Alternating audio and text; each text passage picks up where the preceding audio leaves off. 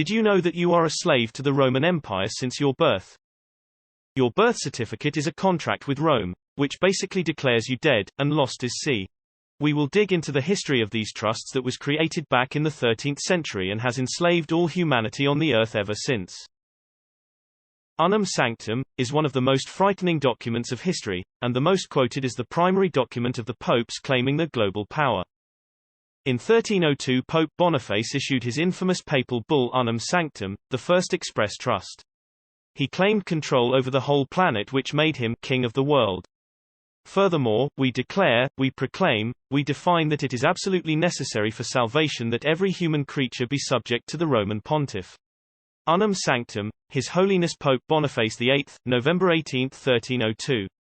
It is not only the first trust deed in history, but also the largest trust ever conceived, as it claims the whole planet and everything on it, conveyed in trust. In celebration of the trust, he commissioned a gold-plated headdress in the shape of a pinecone, with an elaborate crown at its base. The pinecone is an ancient symbol of fertility and one traditionally associated with Baal, as well as the cult of Cybele. It also represents the pineal gland in the center of our brains. Crystalline in nature, which allows us access to Source, hence the 13-foot-tall pinecone in Vatican Square. Pope Boniface VIII was the first leader in history to create the concept of a trust, but the first testamentary trust, through a deed and will creating a deceased estate, was created by Pope Nicholas V in 1455, through the papal bull Romanus Pontifex. This is only one of 3 papal bulls to include the line with the incipit for a perpetual remembrance. This bull had the effect of conveying the right of use of the land, as real property, from the express trust Unum Sanctum, to the control of the pontiff and his successors in perpetuity. Hence, all land is claimed as crown land. This first crown is represented by the first Cestui Que Vie trust, created when a child is born. It deprives us of all beneficial entitlements and rights on the land. The second crown was created in 1481 with the papal bull Aeterni Regis, meaning eternal crown, by Sixtus IV, being only the second of 3 papal bulls as deeds of testamentary trusts. This papal bull created the Crown of Aragon, later known as the Crown of Spain, and is the highest sovereign and highest steward of all Roman slaves subject to the rule of the Roman pontiff. Spain lost the crown in 1604 when it was granted to King James I of England, by Pope Paul V, after the successful passage of the Union of Crowns, or Commonwealth, in 1605 after the false flag operation of the Gunpowder Plot. The crown was finally lost by England in 1975, when it was returned to Spain and King Carlos I, where it remains to this day. This second crown is represented by the second Cestui Que Vie trust, created when a child is born, and by the sale of the birth certificate as a bond to the private central bank of the nation, depriving us of ownership of our flesh and condemning us to perpetual servitude, as a Roman person or slave. The third crown was created in 1537 by Paul III, through the papal bull Convocation, also meant to open the Council of Trent. It is the third and final testamentary deed and will of a testamentary trust, set up for the claiming of all lost souls lost to the sea. The Venetians assisted in the creation of the first Cestui Que Vie Act of 1540, to use this papal bull as the basis of ecclesiastical authority of Henry VIII. This crown was secretly granted to England in the collection and reaping of lost souls. The crown was lost in 1816, due to the deliberate bankruptcy of England, and granted to the Temple Bar, which became known as the Crown Bar, or simply the Crown. This third crown is represented by the third Cestui Que Vie trust, created when a child is baptized. It is the parent's grant of the baptismal certificate, title to the soul, to the church or registrar. Thus, without legal title over one's own soul, we will be denied legal standing and will be treated as things. Cargo without souls, upon which the bar is now legally able to enforce maritime law. A Cestui Que Vie trust is a fictional concept. It is a temporary testamentary trust, first created during the reign of Henry VIII of England through the Cestui Que Vie Act of 1540 and updated by Charles II, through the CQV Act of 1666, wherein an estate may be affected for the benefit of a person presumed lost or abandoned at sea, and therefore assumed dead. Each Cestui Que Vie trust, created since 1933, represents one of the 3 crowns representing the 3 claims of property of the Roman cult: real property, on earth, personal property, body, and ecclesiastical property, soul. Each corresponds exactly to the three forms of law available to the gala of the bar courts. 1. Corporate commercial law, where the judge are the landlord. 2. Maritime and canon law, where the judge is the banker. 3. The Talmudic law, where the judge is the priest. So, while it might be difficult for some to completely understand the meaning of the Sestuiq trust, what I have presented here are the history of how it was made.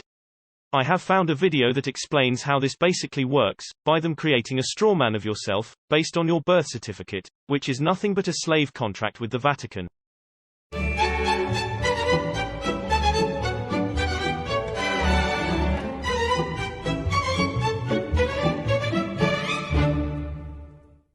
Ah, the government. It loves you and wants to keep you safe and well. It even wants to make paying taxes, fines, and court costs easier for you. How? Well, you'll need to meet your straw man. He was born the same day you were. He looks like you, has the same name, and lives in your house, but you never knew he existed. You will have even paid his parking tickets or taxes. The worst part? He's been dead from day one. From every birth certificate, a legal personality, or legal fiction, is created with the same name to confuse little old you into thinking it's you. So, there is a human you and a paper you, or as it's commonly known, a straw man. So when it seems like government officials, court clerks, or the police are speaking English, they aren't. They're speaking legalese, designed to make you agree to verbal and written contracts without even knowing about it, all spun from Black's Law Dictionary. For example, when the police say, "Do you understand?" you'll say, "Yes." What they are really saying is, "Do you stand under our authority?" Oops-a-daisy, you just created a verbal contract with them. Oh, you clever government. Did you know that whenever you register something, you are handing over title to the person you register it with? That's right. Whenever you register something with the government, they assume it belongs to them. Registered your car? Super! Now you are the registered keeper of your vehicle, and the government can crush it when you don't pay your, straw man's taxes. Expecting a new bundle of joy? Well then you need to register your little darling with a birth certificate. Then they can start the process all over again and create a new straw man for your little one. Isn't that great? So when Junior grows up, he'll be able to generate revenue just like you have. When you notify on your baby by signing the birth certificate, your child becomes a ward of state, and if the government doesn't like what you're doing, they'll assume it's okay to take the child away, or make new rules for things they don't like. Not enough school? Smacking your child? Shouting too loudly?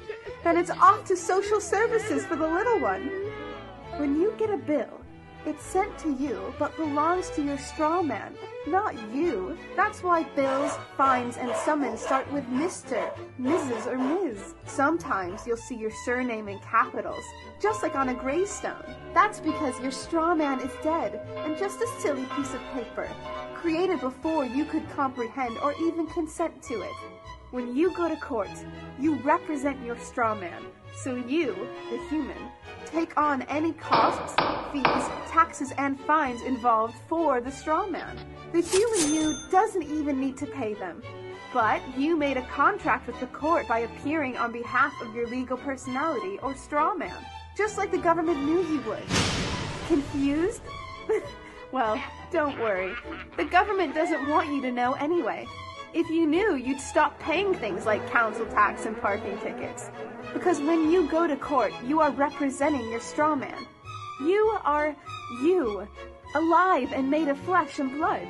Your straw man, or legal personality, is a piece of paper created from your birth certificate. And you think it's you. What a silly Billy.